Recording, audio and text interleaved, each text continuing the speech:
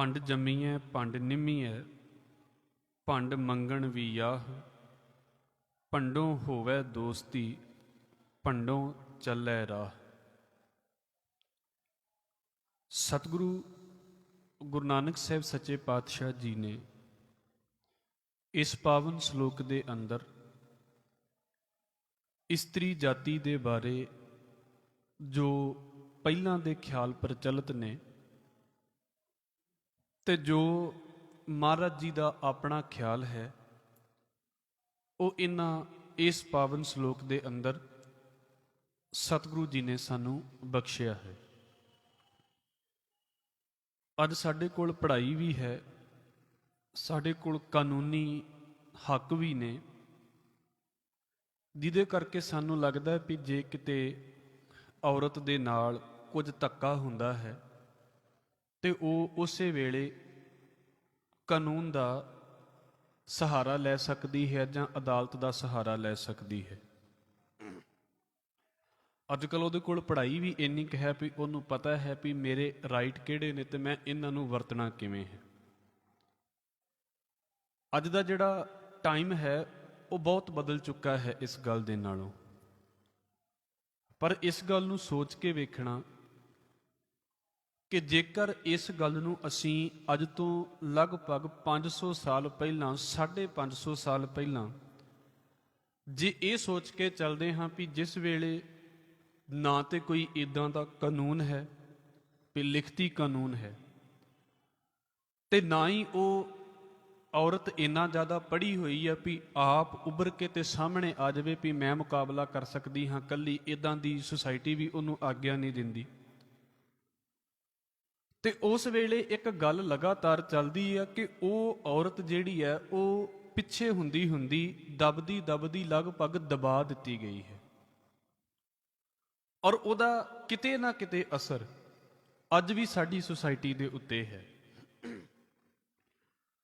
ਮਹਾਰਾਜ ਜੀ ਨੇ ਇਹ ਜਿਹੜੀ ਹਾਲ ਸਾਡੇ ਸਾਹਮਣੇ ਰੱਖੇ ਨੇ ਨਾ ਇਸ ਪਾਸੇ ਤੋਂ, ਕਿਉਂਕਿ ਗੁਰੂ ਨਾਨਕ ਸਾਹਿਬ ਮਹਾਰਾਜ ਤੋਂ ਪਹਿਲਾਂ ਜੇਕਰ ਅਸੀਂ ਗੱਲ ਪੜ੍ਹਦੇ ਹਾਂ, ਧਾਰਮਿਕ ਦੁਨੀਆ ਦੇ ਵਿੱਚ ਖਾਸ ਕਰਕੇ ਔਰਤ ਦਾ ਕੋਈ ਬਹੁਤਾ ਸਤਿਕਾਰ ਜਿਹਾ ਨਹੀਂ ਹੈ। ਇਹਦਾ ਮਤਲਬ ਇਹ ਨਹੀਂ ਕਿ ਬਿਲਕੁਲ ਨਹੀਂ ਹੈ, ਸਤਿਕਾਰ ਹੈ, ਪਰ ਉਹਦਾ ਜਿਹੜਾ ਪ੍ਰੈਕਟੀਕਲ ਰੂਪ ਹੈ ਉਹ ਬੜਾ ਢਿੱਲਾ ਜਿਹਾ ਹੈ। ਇੱਕ ਗੱਲ ਆਮ ਜੀ ਪੜ੍ਹੀ ਜਾਂਦੀ ਹੁੰਦੀ ਹੈ ਕਿ ਤੁਸੀਂ ਸਾਡੇ ਹਿੰਦੁਸਤਾਨ ਦੀਆਂ ਜਿਹੜੀਆਂ ਨਦੀਆਂ ਨੇ ਲਗਭਗ ਉਹਨਾਂ ਦਾ ਨਾਮ ਵੇਖੋ, ਉਹ ਜਿਹੜਾ ਨਾਮ ਹੈ ਲਗਭਗ ਇਸਤਰੀ ਲਿੰਗ ਦੇ ਉੱਤੇ ਹੈ। ਜਿਸ ਤਰ੍ਹਾਂ ਅਸੀਂ ਲੜਕੀਆਂ ਦੇ ਨਾਮ ਰੱਖਣੇ ਹੋਣ ਤਾਂ ਤੁਸੀਂ ਵੇਖੋਗੇ ਜਿਹੜੇ ਨਦੀਆਂ ਦੇ ਨਾਮ ਨੇ ਉਹੀ ਲੋਕਾਂ ਨੇ ਆਪਣੀਆਂ ਬੱਚੀਆਂ ਦੇ ਨਾਮ ਵੀ ਰੱਖੇ ਹੁੰਦੇ ਨੇ। ਗੰਗਾ ਹੈ, ਯਮੁਨਾ ਹੈ, ਸਰਸਵਤੀ ਹੈ, ਕਿੰਨੀਆਂ ਬੀਬੀਆਂ ਦੇ ਨਾਮ ਇਦਾਂ ਦੇ ਆ ਜਾਂਦੇ ਨੇ। ਉਹਦਾ ਇੱਕ ਮਤਲਬ ਤੇ ਇਹ ਹੈ ਵੀ ਇੱਕ ਟਾਈਮ ਉਹ ਹੈ ਜਦੋਂ ਇੱਥੇ ਨਦੀਆਂ ਦੇ ਨਾਮ ਇਦਾਂ ਕਹਿ ਲਈਏ ਵੀ ਇਸਤਰੀਆਂ ਦੇ ਉੱਤੇ ਰੱਖੇ ਜਾਂਦੇ ਨੇ, ਪਰ ਦੂਸਰਾ ਪਾਸਾ ਜਦੋਂ ਉਹਨੂੰ ਬਾਹਰੀ ਤੌਰ ਦੇ ਉੱਤੇ ਅਸੀਂ ਵੇਖਦੇ ਹਾਂ ਤੇ ਸਾਨੂੰ ਇਹ ਵੀ ਵੇਖਣ ਨੂੰ ਮਿਲ ਜਾਂਦਾ ਹੈ ਵੀ ਔਰਤ ਜਿਹੜੀ ਹੈ ਉਹ ਧਾਰਮਿਕ ਕਰਮ ਨਹੀਂ ਨਿਭਾ ਸਕਦੀ।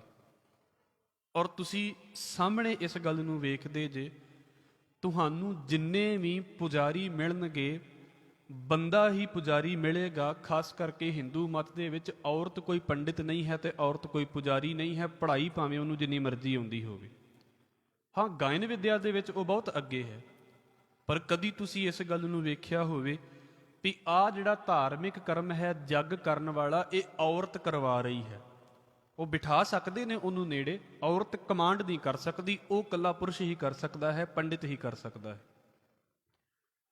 ਮੈਂ ਫਿਰ ਦੁਹਰਾ ਦੇਵਾਂ, ਇਹਦਾ ਮਤਲਬ ਇਹ ਨਹੀਂ ਹੈ ਵੀ ਔਰਤ ਨੂੰ ਬਿਲਕੁਲ ਹੀ ਪਿੱਛੇ ਸੁੱਟ ਦਿੱਤਾ ਸੀ ਉਹਨਾਂ ਨੇ, ਪਰ ਇਹਦਾ ਮਤਲਬ ਇਦਾਂ ਦਾ ਹੈ ਵੀ ਉਹਨੂੰ ਬਹੁਤੀ ਵਾਰ ਅੱਗੇ ਵੀ ਨਹੀਂ ਆਉਣ ਦਿੱਤਾ ਉਹਨਾਂ ਲੋਕਾਂ ਨੇ, ਔਰ ਰੂਪ ਬਦਲਦੇ ਰਹਿੰਦੇ ਨੇ। ਪਹਿਲਾਂ ਉਹਨੂੰ ਸਮਾਜਿਕ ਤੌਰ ਦੇ ਉੱਤੇ ਪਿੱਛੇ ਰੱਖਿਆ ਜਾਂਦਾ ਸੀ, ਚਾਹੇ ਉਹਨੂੰ ਪਰਦੇ ਦੇ ਰੂਪ ਦੇ ਵਿੱਚ ਪਿੱਛੇ ਰੱਖਣਾ ਕਿ ਉਹ ਜੇ ਬੈਠੇਗੀ ਤੇ ਪਰਦਾ ਕਰਕੇ ਬੈਠੇਗੀ।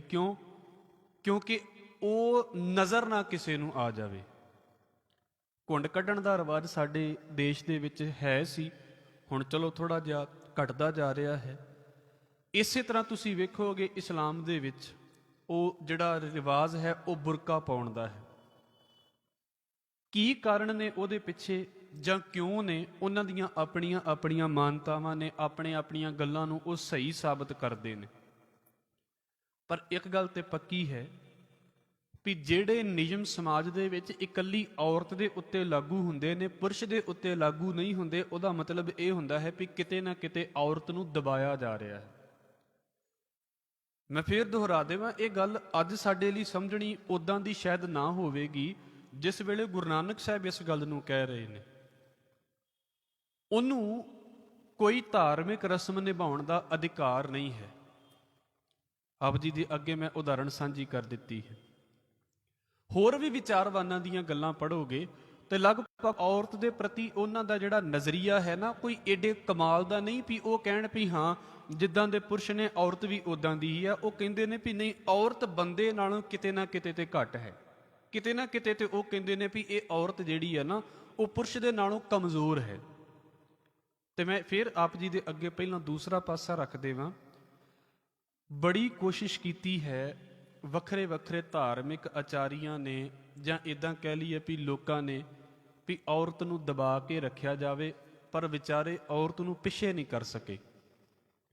ਔਰਤ ਦਾ ਜ਼ਿਕਰ ਤੁਹਾਨੂੰ ਫਿਰ ਵੀ ਮਿਲ ਹੀ ਜਾਵੇਗਾ ਵੀ ਹਾਂ ਕਿਹੜੇ ਬੰਦੇ ਦੀ ਜ਼ਿੰਦਗੀ ਦੇ ਵਿੱਚ ਕਿਹੜੀ ਔਰਤ ਦਾ ਜ਼ਿਕਰ ਆ ਗਿਆ ਹੈ। ਅਸੀਂ ਇਸਲਾਮੀ ਪਰੰਪਰਾ ਦੀ ਮੈਂ ਇੱਕ ਗੱਲ ਆਪ ਜੀ ਦੇ ਅੱਗੇ ਰੱਖ ਦੇਵਾਂ। ਹੁਣ ਵੇਖੋਗੇ ਤੁਸੀਂ ਜ਼ਿਆਦਾ ਧਾਰਮਿਕ ਵੇਖੋਗੇ ਤੇ ਪੁਰਸ਼ ਹੀ ਧਾਰਮਿਕ ਹੋਏ ਨੇ, ਭਗਤ ਜ਼ਿਆਦਾ ਨੇ ਉਹ ਬੰਦੇ ਹੋਏ ਨੇ, ਭਗਤ ਜ਼ਿਆਦਾ ਹੋਏ ਨੇ ਜਾਂ ਸੂਫੀ ਜ਼ਿਆਦਾ ਹੋਏ ਨੇ, ਬੰਦੇ ਹੀ ਹੋਏ ਨੇ। ਇਸਲਾਮੀ ਪਰੰਪਰਾ ਦੇ ਵਿੱਚ ਇੱਕ ਬੀਬੀ ਹੈ, ਉਹਨੂੰ ਜਿਹੜਾ ਹੈ ਉਹ ਰਾਬੀਆ ਕਿਹਾ ਜਾਂਦਾ ਹੈ। ਆਪਣੇ ਮਾਂ ਪਿਓ ਦੀ ਚੌਥੀ ਸੰਤਾਨ ਸੀ, ਇਸ ਕਰਕੇ ਇਹਦਾ ਨਾਮ ਬੀਬੀ ਰਾਬੀਆ ਹੈ।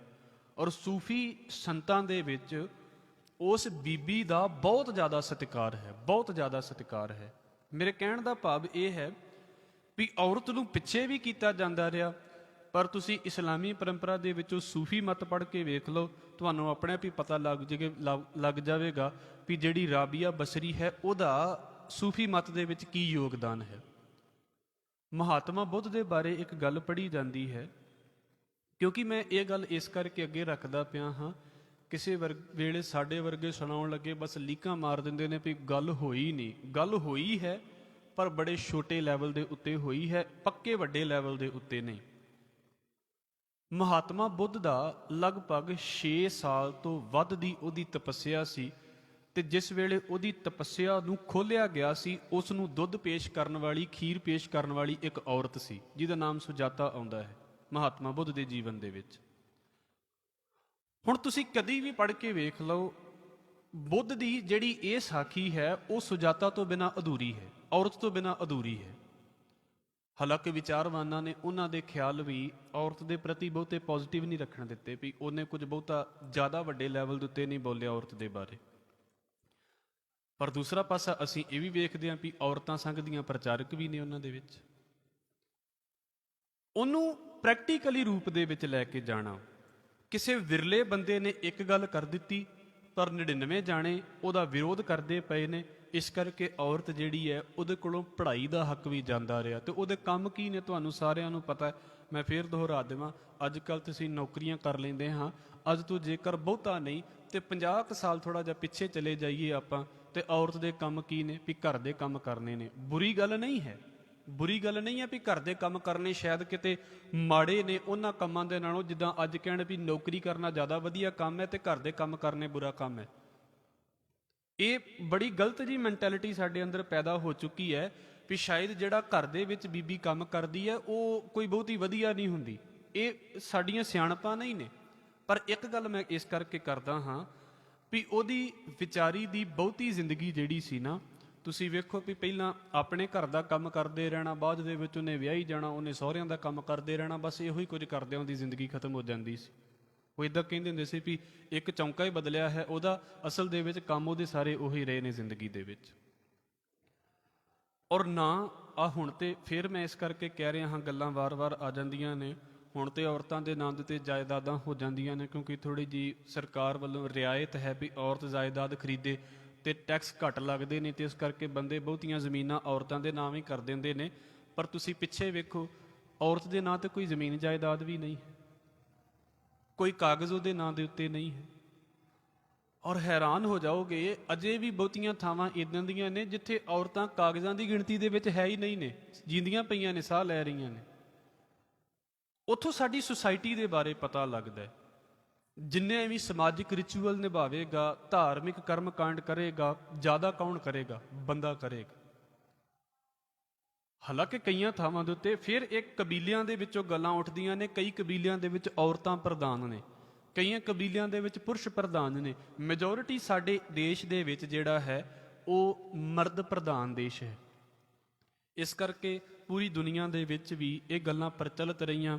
ਬੜੇ ਜਾਣੇ ਇਹਨਾਂ ਨੇ ਇਸ ਗੱਲ ਨੂੰ ਸ਼ੁਰੂ ਕੀਤਾ, ਉਹ ਫੈਮਿਨਿਜ਼ਮ ਦੀ ਗੱਲ ਕਰਦੇ ਨੇ, ਉਹਨਾਂ ਨੂੰ ਫੈਮਿਨਿਸਟ ਕਿਹਾ ਜਾਂਦਾ ਹੈ ਵੀ ਇਹ ਬੀਬੀਆਂ ਦੀਆਂ ਜ਼ਿਆਦਾ ਗੱਲਾਂ ਕਰਦੇ ਨੇ। ਭਾਈ ਕਾਨ੍ਹ ਸਿੰਘ ਨਾਭਾ ਨੇ ਨਾ ਲਗਭਗ ਅੱਜ ਤੋਂ 100 ਸਾਲ ਪਹਿਲਾਂ ਇੱਕ ਗੱਲ ਲਿਖੀ ਹੈ, ਬੜੀ ਸੋਹਣੀ ਗੱਲ ਲਿਖੀ ਹੈ। ਹਾਲਾਂਕਿ ਤੁਸੀਂ ਵੇਖੋ ਵੀ ਜੋ ਸਾਡਾ ਆਪਾਂ ਕਹਿ ਦਈਏ ਵੀ ਦੁਨੀਆ ਗਲੋਬਲ ਵਿਲੇਜ ਬਣ ਗਈ ਹੈ, ਤੇ 100 ਸਾਲ ਦੇ ਵਿੱਚ ਕਿੰਨਾ ਬਦਲਾਅ ਆਇਆ ਹੋਵੇਗਾ ਇਹਨਾਂ ਚੀਜ਼ਾਂ ਦੇ ਵਿੱਚ। ਉਹਨਾਂ ਨੇ ਉਸ ਵੇਲੇ ਉਹ ਗੱਲ ਲਿਖੀ ਹੈ ਵੀ ਗੁਰਮਤ ਦੇ ਵਿੱਚ ਔਰਤ ਜਿਹੜੀ ਹੈ ਨਾ, ਉਹਨਾਂ ਨੇ ਸਪਸ਼ਟ ਸ਼ਬਦ ਵਰਤੇ ਨੇ, ਮੈਂ ਆਪ ਜੀ ਦੇ ਅੱਗੇ ਰੱਖ ਦੇਵਾਂ। ਗੁਰਮਤ ਦੇ ਵਿੱਚ ਔਰਤ ਜਿਹੜੀ ਹੈ ਉਹ ਪੈਰ ਦੀ ਜੁੱਤੀ ਨਹੀਂ ਹੈ। ਮਤਲਬ ਇਹ ਨਹੀਂ ਹੈ ਵੀ ਉਹਨੂੰ ਜਿਵੇਂ ਚਾਹੇ ਤੇ ਘਰ ਦੇ ਵਿੱਚ ਵਰਤ ਲਿਆ, ਜਿੱਦਾਂ ਚਾਹੇ ਤੇ ਵਾਇਲੈਂਸ ਕਰ ਲਈ, ਜਿੱਦਾਂ ਚਾਹੇ ਤੇ ਬੋਲ ਲਿਆ, ਕੋਈ ਉਹ ਕਰਮ ਨਹੀਂ ਨਿਭਾ ਸਕਦੀ, ਕੋਈ ਕੁਝ ਨਹੀਂ ਕਰ ਸਕਦੀ, ਉਹਨੂੰ ਸਿਰਫ ਬਾਕੀ ਚੀਜ਼ਾਂ ਦੇ ਵਾਂਗੂ ਇੱਕ ਚੀਜ਼ ਮੰਨ ਲਿਆ ਗਿਆ। ਗੁਰਮਤ ਦੇ ਵਿੱਚ ਇਦਾਂ ਵੀ ਨਹੀਂ, ਅਸੀਂ ਇਸ ਸ਼ਲੋਕ ਦੇ ਵਿੱਚ ਪੜਾਂਗੇ। ਪਰ ਨਾਲ ਉਹਨਾਂ ਨੇ ਦੂਸਰਾ ਪਾਸਾ ਵੀ ਕਰ ਦਿੱਤਾ। ਉਹ ਕਹਿੰਦੇ ਨੇ ਸਾਡੇ ਗੁਰਮਤ ਦੇ ਵਿੱਚ ਔਰਤ ਸਿਰ ਦਾ ਤਾਜ ਵੀ ਨਹੀਂ ਹੈ, ਇਹ ਵੀ ਪਾਸਾ ਨਾਲ ਹੈ। ਮਤਲਬ ਤਾਜ ਦਾ ਮਤਲਬ ਕੀ ਹੈ ਵੀ ਇਹ ਨਾ ਹੋਵੇ ਵੀ ਬੰਦਾ ਜਾਂ ਤੇ ਉਹਨੂੰ ਇੰਨਾ ਜ਼ਿਆਦਾ ਦਬਾ ਕੇ ਰੱਖ ਦੇਵੇ ਵੀ ਉਹਦੀ ਗੱਲ ਹੀ ਨਾ ਸੁਣੀ ਜਾਵੇ, ਤੇ ਜਾਂ ਫਿਰ ਇਦਾਂ ਹੋ ਜਾਵੇ ਵੀ ਬਸ ਫਿਰ ਚੱਲੇ ਹੀ ਉਹਦੀ ਘਰ ਦੇ ਵਿੱਚ, ਤੇ ਬੰਦੇ ਜਿਹੜੇ ਨੇ ਫਿਰ ਉਹ ਦੱਬ ਕੇ ਰਹਿ ਜਾਣ। ਜਿੱਦਾਂ ਪੁਰਾਣੇ ਸਮਿਆਂ ਦੇ ਵਿੱਚ ਥੋੜਾ ਜਿਹਾ ਅਜੇ ਵੀ ਕਈਆਂ ਥਾਵਾਂ ਦੇ ਉੱਤੇ ਚੱਲਦਾ ਹੈ, ਸੰਸਾਰ ਨੂੰ ਨਾ ਬਰਾਬਰ ਰਹਿਣਾ ਨਹੀਂ ਆਉਂਦਾ ਸਾਡੀ ਦੁਨੀਆ ਨੂੰ। ਇਹ ਥੋੜੀ ਜੀ ਅੱਗੇ ਦੀ ਗੱਲ ਹੈ ਜਦੋਂ ਅਸੀਂ ਇਹਨੂੰ ਪੜ੍ਹਦੇ ਹਾਂ। ਜਿੱਦਾਂ ਤੱਕੜੀ ਦੇ ਵਿੱਚ ਚੀਜ਼ਾਂ ਤੋਲੀਆਂ ਜਾਂਦੀਆਂ ਸੀ ਨਾ, ਤੇ ਇੱਕ ਪਾਸੇ ਚੀਜ਼ ਰੱਖ ਦਿੱਤੀ ਜਾਂਦੀ ਹੈ, ਦੂਜੇ ਪਾਸੇ ਵੇਟ ਰੱਖ ਦਿੱਤਾ ਜਾਂਦਾ ਹੈ। ਤੇ ਅਕਸਰ ਜਦੋਂ ਤੋਲਿਆ ਜਾ ਰਿਹਾ ਹੁੰਦਾ ਹੈ ਨਾ, ਤੇ ਪਹਿਲਾਂ ਜਿਹੜੇ ਪਾਸੇ ਵੱਟੇ ਪਏ ਹੁੰਦੇ ਨੇ ਉਹ ਪਾਸਾ ਬੜਾ ਭਾਰਾ ਹੁੰਦਾ ਹੈ, ਉਹ ਨੀਵਾਂ ਹੁੰਦਾ ਹੈ।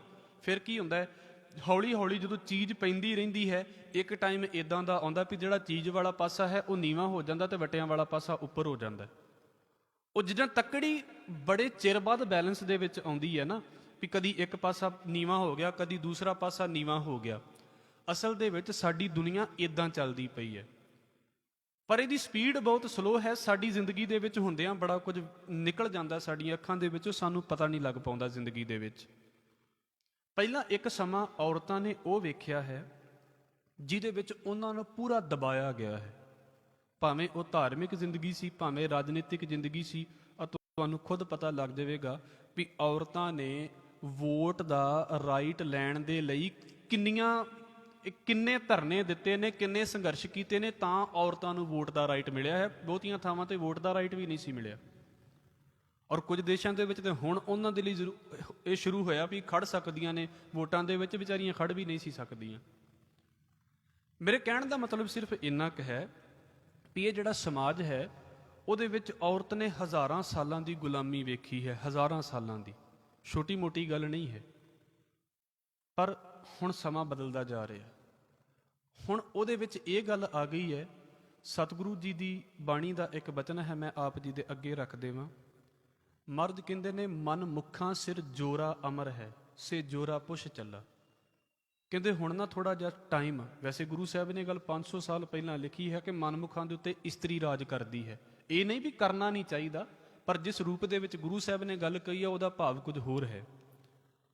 ਹੁਣ ਉੱਥੇ ਕੀ ਹੈ, ਜਿਹਨੂੰ 1000 ਸਾਲ ਦਬਾਇਆ ਗਿਆ ਹੈ, ਉਹ 1000 ਸਾਲ ਬਾਅਦ ਦਬਾਈ ਹੋਈ ਚੀਜ਼ ਜਦੋਂ ਇੱਕਦਮ ਬਾਉਂਸ ਬੈਕ ਕਰਦੀ ਹੈ ਨਾ, ਤੇ ਸਿੱਧੀ ਜੀ ਗੱਲ ਹੈ ਵੀ ਜਿਨ੍ਹਾਂ ਨੇ ਉਹਨੂੰ ਦਬਾਇਆ ਹੈ ਉਹ ਉਹਨਾਂ ਦੇ ਉੱਤੇ ਹੀ ਹਾਵੀ ਹੋਵੇਗੀ। ਫਿਰ ਵੇਖ ਲਿਓ ਹੁਣ ਪੁਰਸ਼ ਦਾ ਕੀ ਹਾਲ ਹੋਵੇਗਾ। ਬਹੁਤਾ ਲੰਮਾ ਸਮਾਂ ਨਹੀਂ, ਤੁਸੀਂ ਬਹੁਤੇ ਕਾਨੂੰਨ ਬਣਦੇ ਪਏ ਨੇ, ਇਸ ਰੂਪ ਦੇ ਵਿੱਚ ਬਣਦੇ ਪਏ ਨੇ ਵੀ ਉਹਦੇ ਰਾਈਟ ਦਾ ਧਿਆਨ ਰੱਖਿਆ ਜਾਵੇ। ਬੜੀ ਵਧੀਆ ਗੱਲ ਹੈ, ਹੋਣਾ ਚਾਹੀਦਾ ਹੈ, ਪਰ ਉਹਦੇ ਵਿੱਚ ਕਿੰਨਾ ਨੁਕਸਾਨ ਬੰਦਿਆਂ ਦਾ ਨਾਲ ਹੋਣਾ ਸ਼ੁਰੂ ਹੋ ਗਿਆ।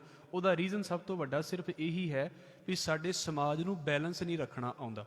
ਇਹਦੇ ਵਿੱਚ ਔਰਤ ਤੇ ਪੁਰਸ਼ ਨੂੰ ਇੰਨਾ ਵੱਖ-ਵੱਖ ਮੰਨ ਲਿਆ ਜਾਂਦਾ ਹੈ ਵੀ ਜਾਂ ਤੇ ਔਰਤ ਦੇ ਰਾਈਟ ਪੂਰੇ ਹੋਣਗੇ ਜਾਂ ਪੁਰਸ਼ ਦੇ ਰਾਈਟ ਪੂਰੇ ਹੋਣਗੇ। ਇਹਨਾਂ ਨੂੰ ਇਹ ਸੋਚ ਵੀ ਨਹੀਂ ਆਉਂਦੀ ਕਿ ਅਸੀਂ ਬਰਾਬਰ ਦੇ ਰਾਈਟ ਇਹਨਾਂ ਨੂੰ ਪੂਰੇ ਕਰ ਦਈਏ। ਲਿਖਤੀ ਦਿੱਤੇ ਜਾਣ ਰਾਈਟ ਤੇ ਕੀ ਫਰਕ ਪੈਂਦਾ ਵੀ ਲਿਖ ਦਿੱਤਾ ਜਾਵੇ ਔਰਤ ਪੁਰਸ਼ ਬਰਾਬਰ ਨੇ।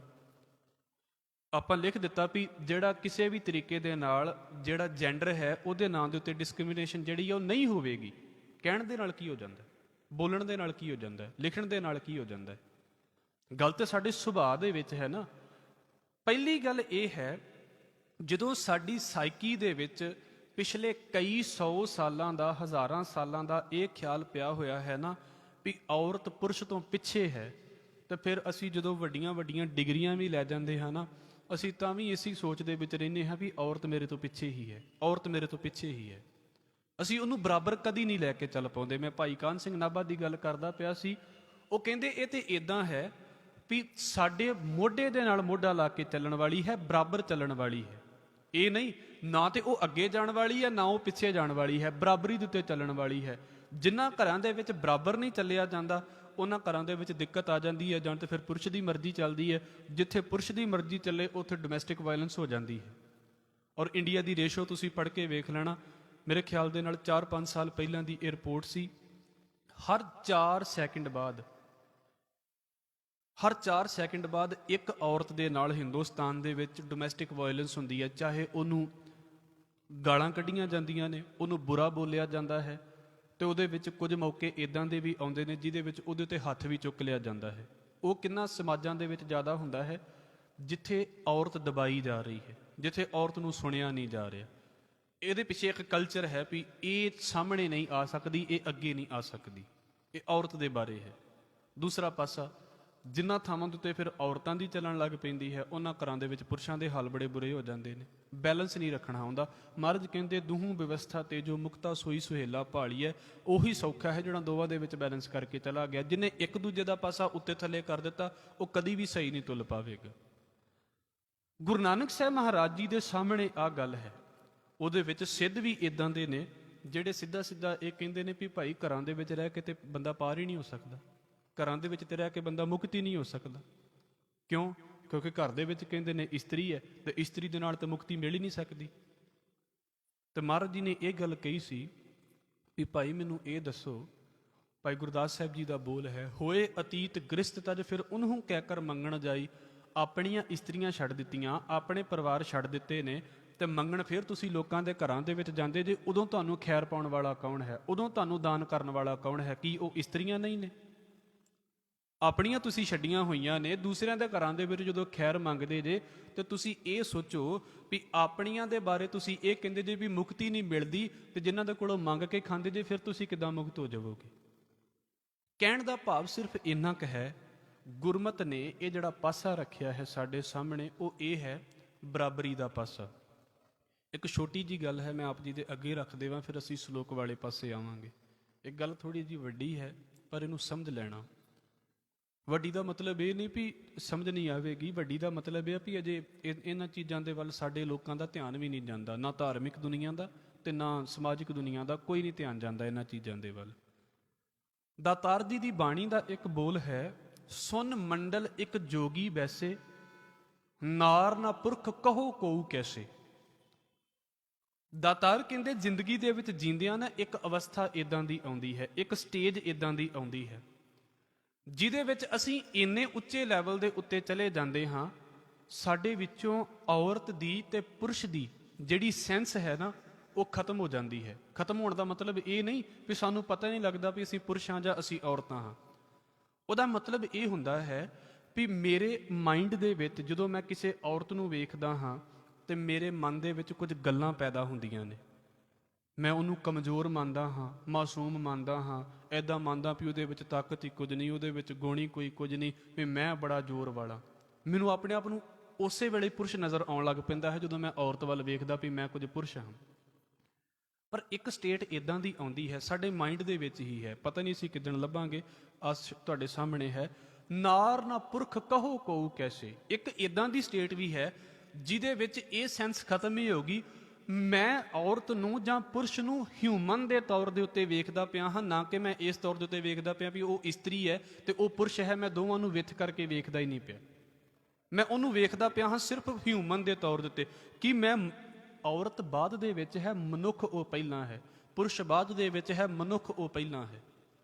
ਸਾਡੀ ਪ੍ਰੋਬਲਮ ਇਹ ਹੈ, ਅਸੀਂ ਮਨੁੱਖਤਾ ਨੂੰ ਨਹੀਂ ਮੰਨਦੇ। ਅਸੀਂ ਮੰਨਦੇ ਹਾਂ ਬਸ ਸਰੀਰਾਂ ਦੇ ਜਿਹੜਾ ਜੈਂਡਰ ਹੈ ਉਹਨੂੰ ਵੇਖਦੇ ਹਾਂ ਵੀ ਆ ਔਰਤ ਹੈ ਤੇ ਆ ਪੁਰਸ਼ ਹੈ। ਸਾਡੇ ਕੋਲ ਜ਼ਿੰਦਗੀ ਬੈਲੈਂਸ ਆਉਂਦੀ ਨਹੀਂ। ਕੋਈ ਵੀ ਪੁਰਸ਼ ਹੈ, ਪੁਰਸ਼ ਹੋਣ ਤੋਂ ਪਹਿਲਾਂ ਉਹ ਮਨੁੱਖ ਹੈ, ਔਰਤ ਹੋਣ ਤੋਂ ਪਹਿਲਾਂ ਉਹ ਮਨੁੱਖ ਹੈ। ਔਰ ਇਸੇ ਕਰਕੇ ਮਹਾਰਾਜ ਜੀ ਨੇ ਬਾਣੀ ਦੇ ਵਿੱਚ ਅਗਲੀ ਗੱਲ ਕਹੀ ਹੈ। ਬਾਬਾ ਕਬੀਰ ਸਾਹਿਬ ਜੀ ਦਾ ਬੋਲ ਹੈ, ਸਾਚ ਕਤੇਬ ਬਖਾਨੇ ਅੱਲਾਹ ਨਾਰ ਪੁਰਖ ਨਾ ਕੋਈ। ਉਹ ਕਹਿੰਦੇ ਭਾਈ ਥੋੜਾ ਜਿਹਾ ਧਿਆਨ ਦੇ ਨਾਲ ਵੀ ਤੇ ਵੇਖੋ, ਜੇ ਰੱਬ ਦੇ ਨੂਰ ਵੱਲ ਜਾਓਗੇ ਤਾਂ ਰੱਬ ਨੂੰ ਕਿਸ ਕੈਟਾਗਰੀ 'ਚ ਰੱਖੋਗੇ ਵੀ ਰੱਬ ਔਰਤ ਹੈ ਜਾਂ ਰੱਬ ਪੁਰਸ਼ ਹੈ? ਉਹਨੂੰ ਕਿਹੜੀ ਕੈਟਾਗਰੀ 'ਚ ਰੱਖੋਗੇ? ਤੇ ਜੇ ਉਹ ਕਿਸੇ ਕੈਟਾਗਰੀਜ਼ ਦੇ ਵਿੱਚ ਨਹੀਂ ਆਉਂਦਾ, ਇਹ ਤੇ ਅਸੀਂ ਆਪਣੀ ਸਹੂਲਤ ਲਈ ਤੇ ਕੁਦਰਤ ਨੇ ਸਾਡੀ ਸਹੂਲਤ ਲਈ ਇੱਕ ਦੂਸਰੇ ਦਾ ਸੰਬੰਧ ਬਣਾ ਦਿੱਤਾ ਹੈ। ਇਹਦੇ ਵਿੱਚ ਕੋਈ ਉੱਚਾ ਤੇ ਕੋਈ ਨੀਵਾਂ ਕਿੱਦਾਂ ਹੋ ਗਿਆ?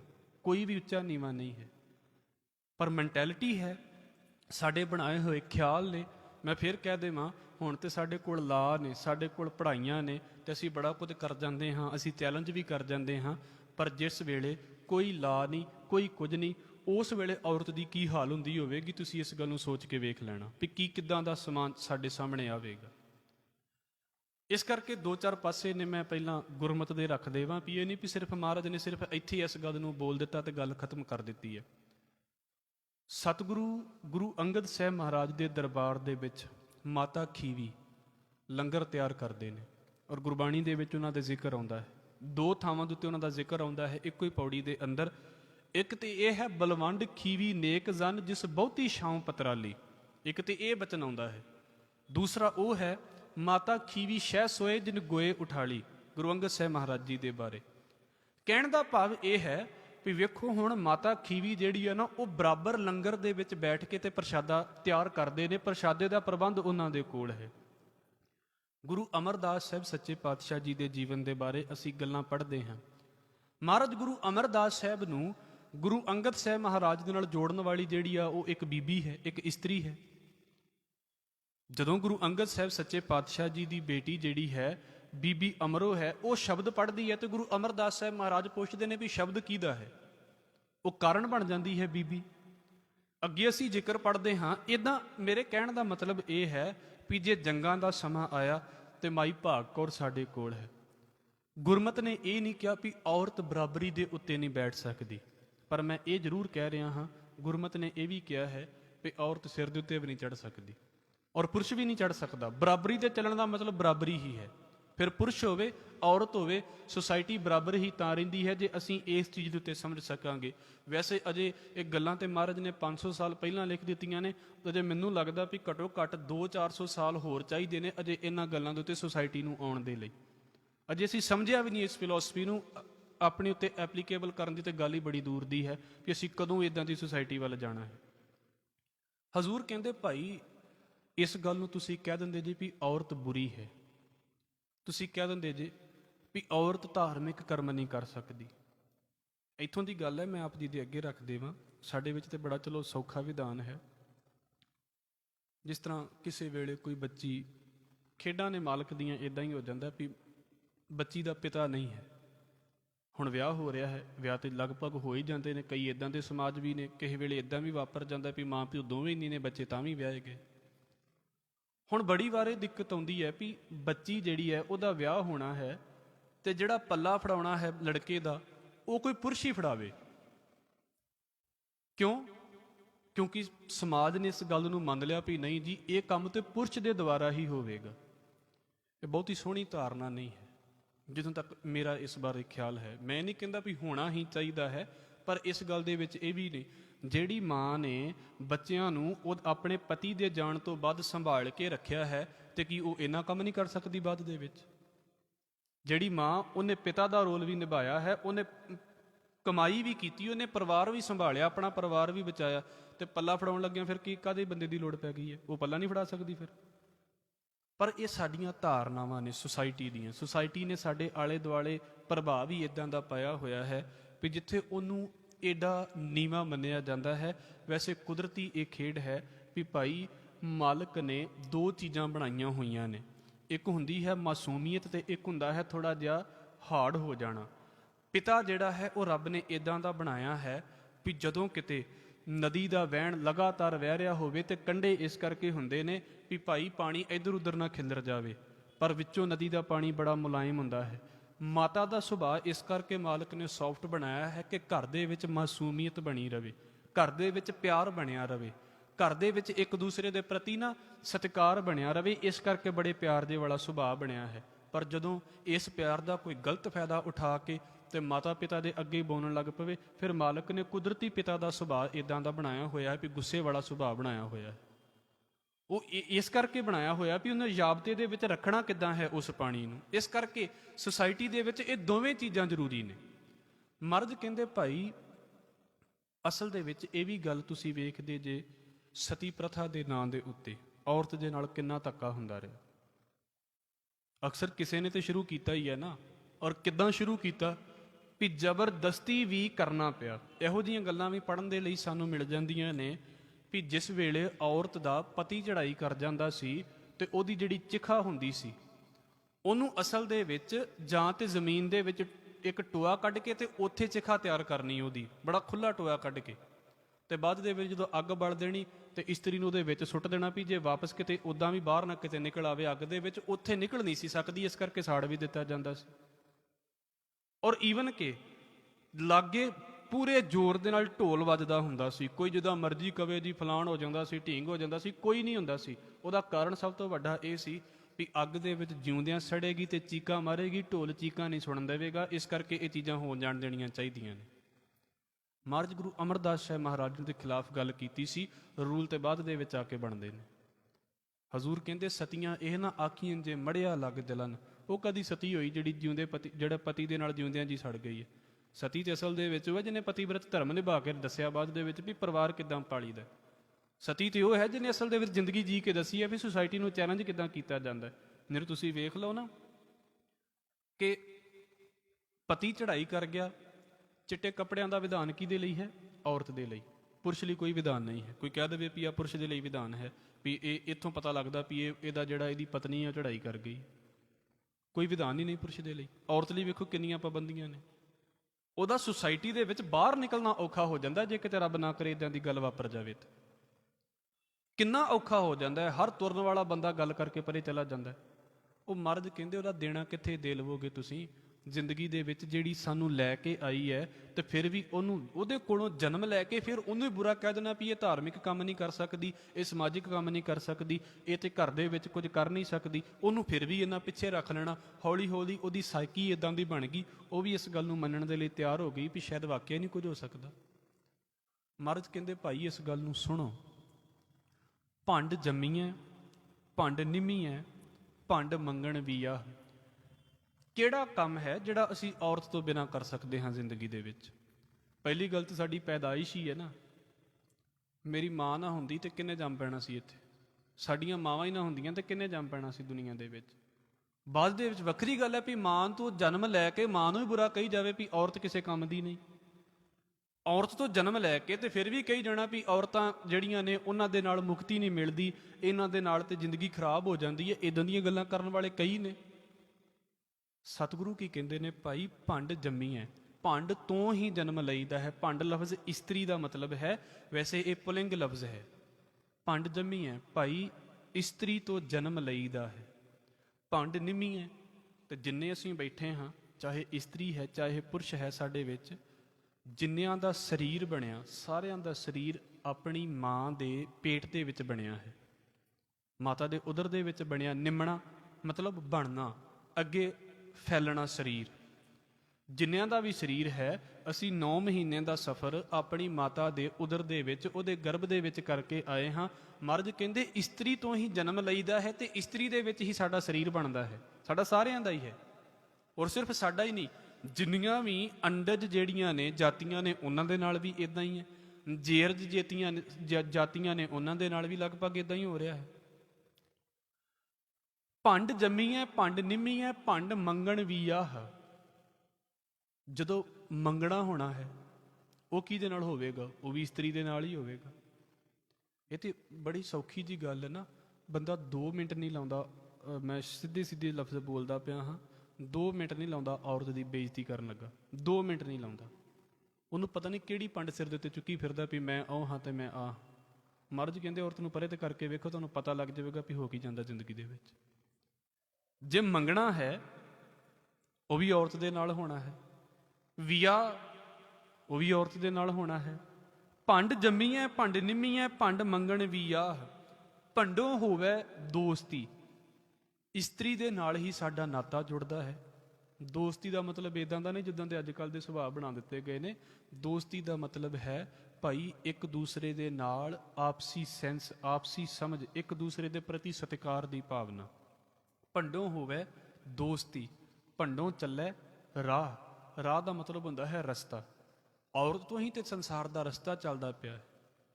ਅਸੀਂ ਜੇ ਧਿਆਨ ਦੇ ਨਾਲ ਇਸ ਗੱਲ ਨੂੰ ਸੋਚ ਕੇ ਵੇਖੀਏ, ਸਾਡੀ ਦਾਦੀ ਜਾਂ ਸਾਡੀ ਪੜਦਾਦੀ, ਕੀ ਉਹ ਸਾਡੇ ਜਨਮ ਦਾ ਕਾਰਨ ਨਹੀਂ ਬਣਦੀ?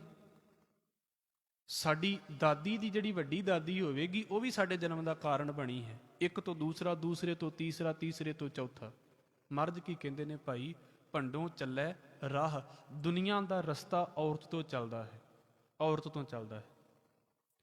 ਪੁਰਸ਼ ਕੀ ਹੈ ਇਕੱਲਾ ਆਪਣੇ ਆਪ ਦੇ ਵਿੱਚ? ਔਰਤ ਨਾ ਹੋਵੇ ਤੇ ਪੁਰਸ਼ ਕੀ ਹੈ? ਦਾਤਾਰ ਕਹਿੰਦੇ ਭਾਈ ਜ਼ਿੰਦਗੀ ਦਾ ਵਿਧਾਨ ਔਰਤ ਦੇ ਨਾਲ ਚੱਲਦਾ ਹੈ। ਜ਼ਿੰਦਗੀ ਦੀ ਗੱਡੀ ਮੂਵਮੈਂਟ ਉਹ ਔਰਤ ਦੇ ਨਾਲ ਹੁੰਦੀ ਹੈ। ਭੰਡੋਂ ਚੱਲੇ ਰਾਹ, ਭੰਡ ਮੂਆ।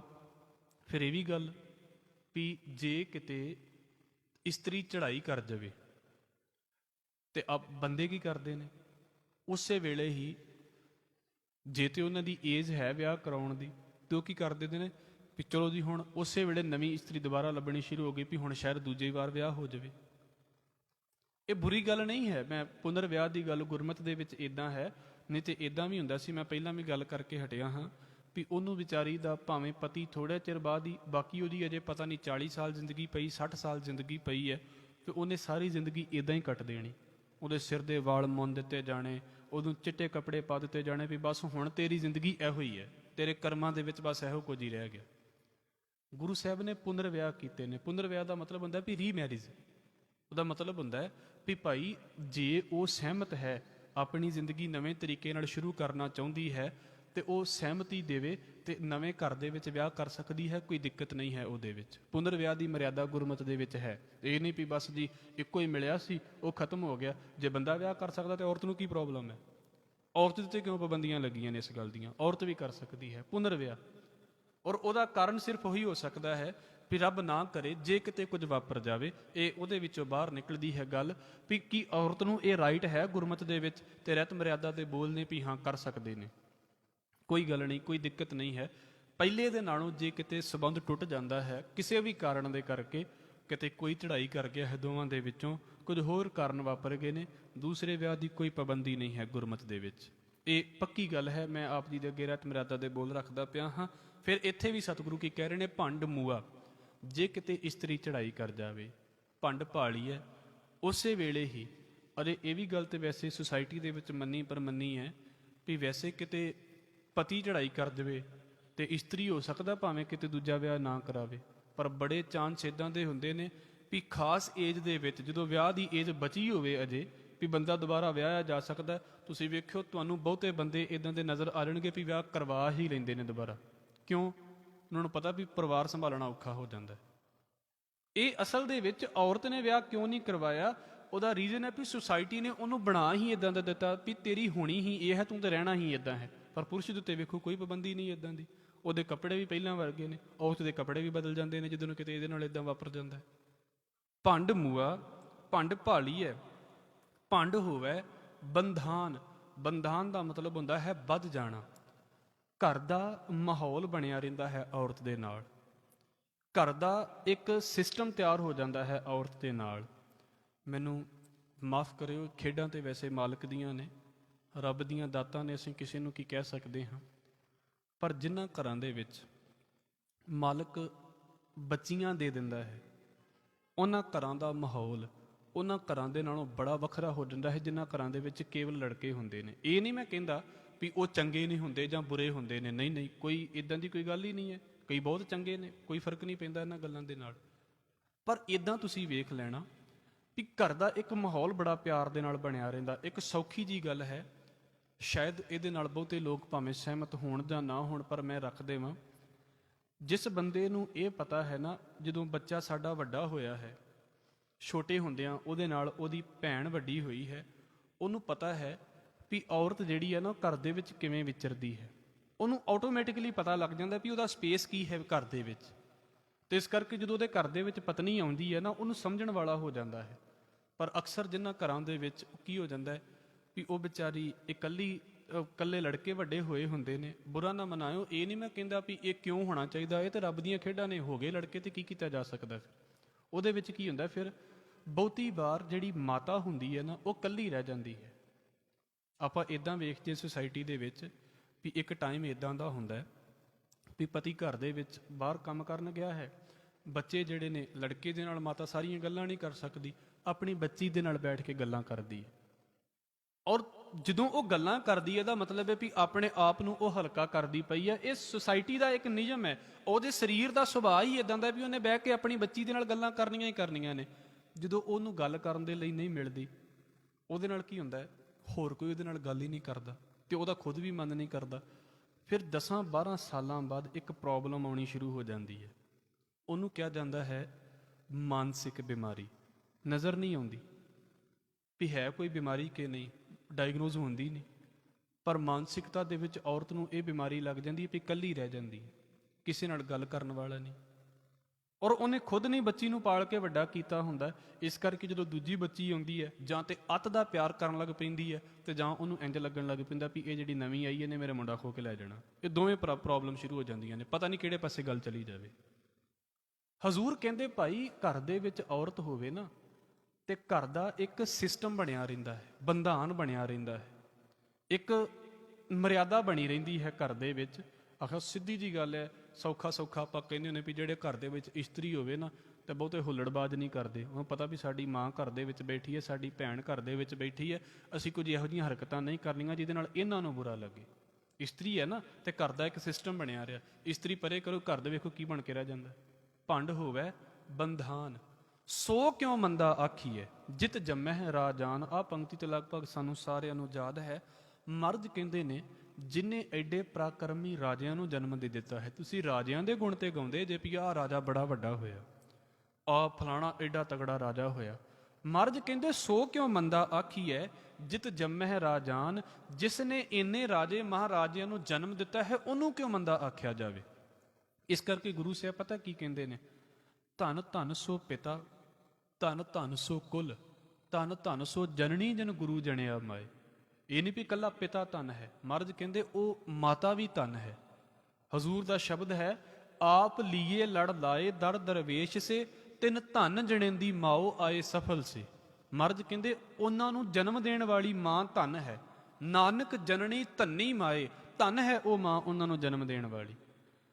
ਸੋ ਕਿਉਂ ਮੰਦਾ ਆਖੀਐ, ਜਿਤ ਜੰਮਹਿ ਰਾਜਾਨ। ਭੰਡੋ ਹੀ ਭੰਡ ਊਪਜੈ, ਭੰਡੈ ਬਾਝ ਨਾ ਕੋਏ। ਮਰਦ ਕਹਿੰਦੇ ਇਸਤਰੀ ਤੋਂ ਹੀ ਅੱਗੇ ਇਸਤਰੀ ਜਨਮ ਲੈਂਦੀ ਹੈ, ਭਾਵ ਕਿ ਇਸਤਰੀ ਤੋਂ ਹੀ ਸੰਸਾਰ ਅੱਗੇ ਤੁਰਦਾ ਹੈ। ਭੰਡੋ ਹੀ ਭੰਡ ਊਪਜੈ, ਭੰਡੈ ਬਾਝ ਨਾ ਕੋਏ। ਜਿੰਨੇ ਵੀ ਇਸ ਸੰਸਾਰ ਦੇ ਮਨੁੱਖ ਨੇ, ਦਾਤਾਰ ਕਹਿੰਦੇ ਇਸਤਰੀ ਤੋਂ ਬਿਨਾਂ ਨਹੀਂ ਪੈਦਾ ਹੋ ਸਕਦੇ। ਭੰਡੈ ਬਾਝ ਨਾ ਕੋਏ। ਪਰ ਨਾਲ ਗੁਰੂ ਸਾਹਿਬ ਕੀ ਕਹਿੰਦੇ ਨੇ, ਨਾਨਕ ਭੰਡੈ ਬਾਹਰਾ। ਇਸਤਰੀ ਤੋਂ ਬਿਨਾਂ ਜਿਹੜਾ ਹੈ, ਇੱਕੋ ਸੱਚਾ ਸੋਏ, ਇੱਕ ਅਕਾਲ ਪੁਰਖ ਵਾਹਿਗੁਰੂ ਹੈ ਜਿਹੜਾ ਇਸਤਰੀ ਦੀ ਕੁੱਖ ਤੋਂ ਪੈਦਾ ਨਹੀਂ ਹੋਇਆ ਹੈ। ਬਾਕੀ ਸਾਰਾ ਕੁਝ ਉਹਦੀ ਕੁੱਖ ਤੋਂ ਪੈਦਾ ਹੋ ਰਿਹਾ ਹੈ। ਧਰਤੀ ਨੂੰ ਜਦੋਂ ਮਾਂ ਕਹਿ ਦਿੱਤਾ ਗਿਆ ਹੈ, ਤੇ ਜੋ ਕੁਝ ਧਰਤੀ ਦੇ ਉਦਰ ਤੋਂ ਪੈਦਾ ਹੋ ਰਿਹਾ ਹੈ, ਆਪਣੇ ਆਪ ਹੀ ਉਹ ਸਾਰਾ ਕੁਝ ਇਸਤਰੀ ਦੇ ਰੂਪ ਕੁੱਖ ਤੋਂ ਪੈਦਾ ਹੋ ਰਿਹਾ ਹੈ। ਅਸੀਂ ਤੇ ਬਾਅਦ ਦੇ ਵਿੱਚ ਆਉਂਦੇ ਹਾਂ। ਜਦੋਂ ਧਰਤੀ ਨੂੰ ਮਾਤਾ ਕਹਿ ਦਿੱਤਾ ਗਿਆ ਹੈ, ਤੇ ਜੋ ਧਰਤੀ ਦੇ ਉਦਰ ਤੋਂ ਪੈਦਾ ਹੋ ਰਿਹਾ ਹੈ, ਉਹ ਸਾਰਾ ਕੁਝ ਇਸਤਰੀ ਤੋਂ ਹੀ ਪੈਦਾ ਹੋ ਰਿਹਾ ਹੈ। ਹਜ਼ੂਰ ਕਹਿੰਦੇ ਨੇ ਭਾਈ ਨਾਨਕ ਭੰਡੈ ਬਾਹਰਾ। ਇੱਕ ਇਦਾਂ ਦਾ ਮਾਲਕ ਹੈ ਜਿਹੜਾ ਇਸਤਰੀ ਤੋਂ ਬਾਹਰ ਹੈ, ਜਿਹਦੇ ਉੱਤੇ ਇਸਤਰੀ ਦਾ ਪ੍ਰਭਾਵ ਨਹੀਂ, ਜਿਹੜਾ ਇਸਤਰੀ ਕਰਕੇ ਨਹੀਂ ਹੈ, ਸਗੋਂ ਇਸਤਰੀ ਜਿਹਦੇ ਕਰਕੇ ਹੈ। ਨਾਨਕ ਭੰਡੈ ਬਾਹਰਾ, ਇੱਕੋ ਸੱਚਾ ਸੋਏ, ਜਿਤ ਮੁਖ ਸਦਾ ਸਲਾਹੀ ਹੈ। ਜਿਸ ਮੁਖ ਦੇ ਨਾਲ ਸਦਾ ਹੀ ਰੱਬ ਨੂੰ ਸਲਾਹਿਆ ਜਾਂਦਾ ਹੈ, ਵਡਿਆਇਆ ਜਾਂਦਾ ਹੈ। ਇਹਦਾ ਮਤਲਬ ਹੁਣ ਮਹਾਰਾਜ ਨੇ ਇਹ ਨਹੀਂ ਕਿਹਾ ਵੀ ਜਿਹੜਾ ਬੰਦਾ ਸਲਾਉਂਦਾ ਹੈ, ਭਾਵੇਂ ਕੋਈ ਹੋਵੇ ਇਸਤਰੀ ਤੇ ਭਾਵੇਂ ਕੋਈ ਹੋਵੇ ਪੁਰਸ਼, ਮੁੱਖ ਦੀ ਗੱਲ ਕੀਤੀ ਹੈ।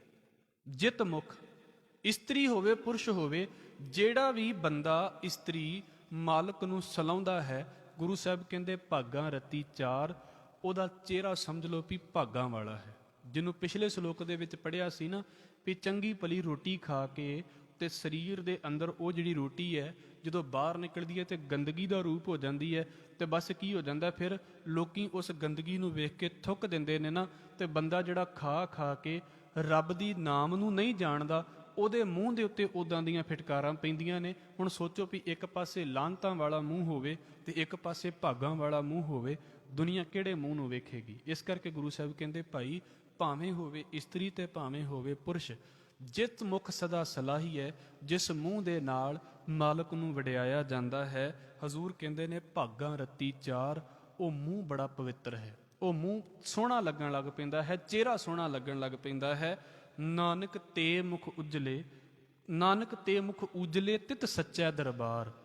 ਉਹ ਜਿਹੜੇ ਚਿਹਰੇ ਨੇ ਨਾ, ਉਹ ਰੱਬ ਦੇ ਘਰ ਦੇ ਵਿੱਚ ਉਜਲ ਨੇ। ਉਜਲ ਦਾ ਮਤਲਬ ਹੁੰਦਾ ਬਿਲਕੁਲ ਸਾਫ਼, ਬਿਲਕੁਲ ਚਮਕਦਾਰ। ਇੱਕ ਪਾਸੇ ਤੇ ਉਹ ਸੀ ਨਾਨਕ ਏਵੈ ਜਾਣੀਐ ਤਿਤ ਮੁਖ ਥੁੱਕਾ ਪਾਹੇ, ਥੁੱਕ ਪੈ ਰਹੀ ਹੈ, ਲਾਹਨਤਾਂ ਪੈ ਰਹੀਆਂ ਨੇ, ਬੁਰਾ ਬੋਲਿਆ ਜਾ ਰਿਹਾ ਹੈ। ਪਰ ਦੂਜੇ ਪਾਸੇ ਨਾਨਕ ਤੇ ਮੁਖ ਉਜਲੇ, ਉਹ ਮੁਖ ਪਵਿੱਤਰ ਨੇ, ਉਜਲ ਨੇ। ਕਿਹੜੇ? ਹਜ਼ੂਰ ਕਹਿੰਦੇ ਜਿਤ ਮੁਖ ਸਦਾ ਸਲਾਹੀ ਹੈ, ਜਿਸ ਮੁਖ ਦੇ ਨਾਲ ਮਾਲਕ ਨੂੰ ਸਲਾਹਿਆ ਜਾਂਦਾ ਹੈ। ਨਾਨਕ ਤੇ ਮੁਖ ਉਜਲੇ ਤਿਤ ਸੱਚੈ ਦਰਬਾਰ, ਸੱਚੇ ਮਾਲਕ ਦੇ ਘਰ ਦੇ ਵਿੱਚ ਉਹ ਚਿਹਰੇ ਪਵਿੱਤਰ ਨੇ। ਮੁੱਖ ਵਿਚਾਰ ਜੋ ਅਸੀਂ ਪੌੜੀ ਦੇ ਵਿੱਚ ਸਮਝਣ ਦੀ ਕੋਸ਼ਿਸ਼ ਕੀਤੀ ਹੈ, ਕਈਆਂ ਸਮਾਜਾਂ ਦਾ, ਕਈਆਂ ਧਰਮਾਂ ਦਾ ਔਰਤ ਦੇ ਪ੍ਰਤੀ ਨਜ਼ਰੀਆ ਵੱਖਰਾ ਵੱਖਰਾ ਹੈ। ਸਾਡੇ ਵਿੱਚ ਇਹ ਨਜ਼ਰੀਆ ਹੈ ਵੀ ਨਾ ਤੇ ਔਰਤ ਇੰਨੀ ਨੀਵੀਂ ਹੈ ਵੀ ਉਹਨੂੰ ਤਵੱਜੋ ਵੀ ਨਾ ਦਿੱਤੀ ਜਾਵੇ, ਵੀ ਉਹਨੂੰ ਬਿਲਕੁਲ ਬਾਕੀ ਚੀਜ਼ਾਂ ਦੇ ਵਾਂਗੂ ਇੱਕ ਚੀਜ਼ ਹੀ ਮੰਨ ਲਿਆ ਜਾਵੇ, ਤੇ ਨਾ ਹੀ ਔਰਤ ਇਦਾਂ ਦੀ ਹੈ। ਇਹ ਦੂਸਰਾ ਪਾਸਾ ਹੈ ਇਹਦਾ, ਵੀ ਬਸ ਚੱਲੇ ਹੀ ਉਹਦੀ, ਬਾਕੀਆਂ ਦੇ ਚੱਲੇ ਹੀ ਨਾ। ਮਰਦ ਕਹਿੰਦੇ ਬਰਾਬਰ ਲੈ ਕੇ ਚੱਲਣਾ ਹੈ ਪਰਿਵਾਰ ਨੂੰ, ਜਿਹਦੇ ਵਿੱਚ ਔਰਤ ਦੇ ਤੇ ਪੁਰਸ਼ ਦੇ ਇੱਕ ਦੂਸਰੇ ਦੀ ਬਿਲਕੁਲ ਸਪੇਸ ਬਰਾਬਰ ਹੋਣੀ ਚਾਹੀਦੀ ਹੈ। ਵੀ ਭਾਈ ਸੁਸਾਇਟੀ ਦੇ ਵਿੱਚ ਜੇ ਔਰਤ ਜੀ ਰਹੀ ਹੈ ਤੇ ਉਹ ਬਾਕੀ ਘਰ ਦੇ ਦਾ ਕਿੱਦਾਂ ਖਿਆਲ ਰੱਖਦੀ ਹੈ, ਜੇ ਪੁਰਸ਼ ਜੀ ਰਿਹਾ ਹੈ ਤੇ ਉਹ ਬਾਕੀ ਫੈਮਿਲੀ ਜਿਹੜੀ ਹੈ ਉਹਦਾ ਧਿਆਨ ਕਿੱਦਾਂ ਰੱਖਦਾ ਹੈ, ਇੱਕ ਦੂਸਰੇ ਨੂੰ ਕਿੰਨਾ ਸਪੇਸ ਦੇ ਰਹੇ ਹਾਂ, ਔਰ ਬਰਾਬਰੀ ਰੱਖ ਕੇ ਚੱਲਣੀ। ਨਹੀਂ ਤੇ ਆਪ ਜੀ ਇਸ ਗੱਲ ਦੇ ਬਾਰੇ ਖੁਦ ਪੜ੍ਹ ਲੈਣਾ। ਡੋਮੈਸਟਿਕ ਵਾਇਲੈਂਸ ਜੋ ਇੰਡੀਆ ਦਾ ਹਾਲ ਹੈ, ਵੈਸੇ ਬੜਿਆਂ ਦੇ ਨਾਲੋਂ ਚੰਗਾ ਵੀ ਹੈ, ਪਰ ਬੜਿਆ ਐਡਾ ਚੰਗਾ ਵੀ ਨਹੀਂ ਹੈ ਪਿਆ ਕਹਿ ਸਕਦੇ ਵੀ ਬੜੇ ਖੁਸ਼ ਹਾਂ ਅਸੀਂ, ਬੜਾ ਬੁਰਾ ਵੀ ਹੈ। ਇਸ ਕਰਕੇ ਮਹਾਰਾਜ ਕਹਿੰਦੇ ਨੇ ਭਾਈ ਇਸਤਰੀ ਜਿਹੜੀ ਹੈ ਉਹਨੂੰ ਬੁਰਾ ਨਾ ਬੋਲੋ। ਕਿਉਂਕਿ ਜਿੰਨੇ ਵੀ ਅਸੀਂ ਬੈਠਦੇ ਹਾਂ, ਜੋ ਵੀ ਦੁਨੀਆ ਦਾ ਮਨੁੱਖ ਹੈ, ਉਹਦਾ ਜਨਮ ਤੇ ਅਕਸਰ ਔਰਤ ਤੋਂ ਹੀ ਹੁੰਦਾ ਹੈ ਨਾ। ਤੇ ਜਿਹਨੇ ਜਨਮ ਦੇ ਕੇ ਐਡਾ ਉਪਕਾਰ ਕੀਤਾ ਹੈ, ਦਾਤਾਰ ਕਹਿੰਦੇ ਭਾਈ ਫਿਰ ਉਸ ਨੂੰ ਜਨਮ ਲੈ ਕੇ ਤੇ ਉਹਨੂੰ ਹੀ ਬੁਰਾ ਬੋਲਣਾ, ਇਹਦੇ ਤੋਂ ਵੱਡੀ ਇਕਿਰਤ ਘਣਤਾ ਹੋਰ ਜ਼ਿੰਦਗੀ ਦੇ ਵਿੱਚ ਕੀ ਹੋ ਸਕਦੀ ਹੈ। ਇਸ ਕਰਕੇ ਮਹਾਰਾਜ ਕਹਿੰਦੇ ਨੇ ਭਾਵੇਂ ਹੋਵੇ ਇਸਤਰੀ ਤੇ ਭਾਵੇਂ ਹੋਵੇ ਪੁਰਸ਼, ਜਿਹੜਾ ਬੰਦਾ ਮਾਲਕ ਦਾ ਨਾਮ ਜਪਦਾ ਹੈ ਉਹਦਾ ਹੀ ਚਿਹਰਾ ਚੰਗਾ ਹੈ। ਜੇ ਇਸਤਰੀ ਜਪਦੀ ਹੈ ਤੇ ਇਸਤਰੀ ਚੰਗੀ ਹੈ, ਤੇ ਜੇ ਪੁਰਸ਼ ਜਪਦਾ ਹੈ ਤੇ ਫਿਰ ਪੁਰਸ਼ ਚੰਗਾ ਹੈ। ਇਸ ਕਰਕੇ ਉਹੀ ਚਿਹਰੇ ਪਵਿੱਤਰ ਨੇ। ਇਸਤਰੀ ਪੁਰਸ਼ ਦੀ ਗੱਲ ਨਹੀਂ ਹੈ, ਇਹ ਗੱਲ ਸਿਰਫ ਇਹ ਹੈ ਵੀ ਨਾਮ ਕਿੰਨਾ ਨੇ ਜਪਿਆ ਹੈ। ਜੇ ਇਸਤਰੀਆਂ ਜਪਦੀਆਂ ਨੇ ਤੇ ਇਸਤਰੀਆਂ ਉੱਤੇ ਨੇ। ਇਸ ਕਰਕੇ ਤੁਸੀਂ ਕਦੇ ਗੁਰੂ ਤੇਗ ਬਹਾਦਰ ਸਾਹਿਬ ਮਹਾਰਾਜ ਜੀ ਦਾ ਬਚਨ ਪੜ੍ਹ ਕੇ ਵੇਖੋਗੇ, ਖਾਸ ਕਰਕੇ ਵੇਰਕੇ ਦੀ ਸੰਗਤ ਦੇ ਬਾਰੇ, ਤੇ ਉੱਥੇ ਵੀ ਸੰਗਤ ਦੇ ਬਾਰੇ ਬਚਨ ਆਉਂਦਾ। ਮਹਾਰਾਜ ਕਹਿੰਦੀ ਸੀ ਮਾਈਆਂ ਰੱਬ ਰਜਾਈਆਂ, ਮਤਲਬ ਲੋਕਾਂ ਨੂੰ ਨਿੱਘ ਦੇਣ ਵਾਲਾ ਸੁਭਾਅ, ਔਰਤ ਦਾ ਸੁਭਾਅ ਇਦਾਂ ਦਾ ਹੋਵੇ, ਉਹਨੂੰ ਮਹਾਰਾਜ ਕਹਿੰਦੇ ਵੀ ਸਤਿਕਾਰ ਹੈ। ਮਾਂ ਵੀ ਸਤਿਕਾਰਯੋਗ, ਬੱਚੀ ਵੀ ਸਤਿਕਾਰਯੋਗ, ਭੈਣ ਵੀ ਸਤਿਕਾਰਯੋਗ, ਹਰ ਇੱਕ ਨੂੰ ਬੜੀ ਰਿਸਪੈਕਟ ਦੇ ਨਾਲ ਇਦਾਂ ਜੀਣਾ ਵੀ ਹਾਂ ਉਹਦਾ ਵੀ ਸੁਸਾਇਟੀ ਦੇ ਵਿੱਚ ਕੁਝ ਰਾਈਟ ਹੈ। ਇਦਾਂ ਨਹੀਂ ਵੀ ਬਸ ਬੰਦੇ ਦੀ ਹੀ ਸਾਰੀਆਂ ਥੰਮ ਦੇ ਉੱਤੇ ਮੰਨੀ ਜਾਵੇ, ਪਰ ਦੂਸਰਾ ਪਾਸਾ ਵੀ ਨਾ ਹੋ ਜਾਵੇ ਜੋ ਅੱਜ ਕੱਲ੍ਹ ਸੁਸਾਇਟੀ ਦੇ ਵਿੱਚ ਵਾਪਰਦਾ ਵੀ ਬੰਦਾ ਹੀ ਪਿੱਛੇ ਚਲਾ ਜਾਵੇ, ਫਿਰ ਹੋਰ ਹੀ ਗੱਲ ਬਣ ਜਾਵੇ। ਇਸ ਕਰਕੇ ਦਾਤਾਰ ਨੇ ਮੁੱਖ ਵਿਚਾਰ ਇਹਨਾਂ ਦੋਵਾਂ ਸ਼ਲੋਕਾਂ ਦੇ ਵਿੱਚ ਇਹੋ ਹੀ ਕੀਤੀ ਹੈ ਵੀ ਭਾਈ ਆਪਣੇ ਚਿਹਰੇ ਪਵਿੱਤਰ ਕਰਨੇ, ਪਰ ਉਹ ਤਾਂ ਜੇ ਨਾਮ ਦੀ ਦਾਤ ਹੈ। ਤੇ ਉਹ ਭਾਵੇਂ ਇਸਤਰੀ ਹੋਵੇ ਤੇ ਭਾਵੇਂ ਪੁਰਸ਼ ਹੋਵੇ, ਜਿੰਨੇ ਬੰਦਗੀ ਕੀਤੀ ਉਹਦਾ ਚਿਹਰਾ ਪਵਿੱਤਰ ਹੈ। ਇਹ ਨਹੀਂ ਵੀ ਪੁਰਸ਼ ਹੋ ਗਿਆ ਤੇ ਬਸ ਜੀ ਬੰਦਾ ਪਾਰ ਹੋ ਗਿਆ। ਇਹ ਗੁਰੂ ਨਾਨਕ ਸਾਹਿਬ ਜੀ ਦਾ ਖਿਆਲ ਹੈ। ਇਹਦੇ ਨਾਲ ਪੌੜੀ ਹੈ, ਅਸੀਂ ਕੱਲ੍ਹ ਸਮਝਣ ਦੀ ਇਹਨੂੰ ਕੋਸ਼ਿਸ਼ ਕਰਾਂਗੇ। ਅੱਜ ਦੇ ਸਮੇਂ ਦੀ ਸਾਡੀ ਇੱਥੇ ਸਮਾਪਤੀ ਹੈ। ਸਤਿਗੁਰੂ ਕਿਰਪਾ ਕਰਨ। ਵਿਚਾਰ ਕਰਦਿਆਂ ਹੋਈਆਂ ਬੇਅੰਤ ਭੁੱਲਾਂ ਦੀ ਖਿਮਾ। ਫਤਿਹ ਨਾਲ ਸਾਂਝ ਪਾਓ ਜੀ। ਵਾਹਿਗੁਰੂ ਜੀ ਕਾ ਖਾਲਸਾ, ਵਾਹਿਗੁਰੂ ਜੀ ਕੀ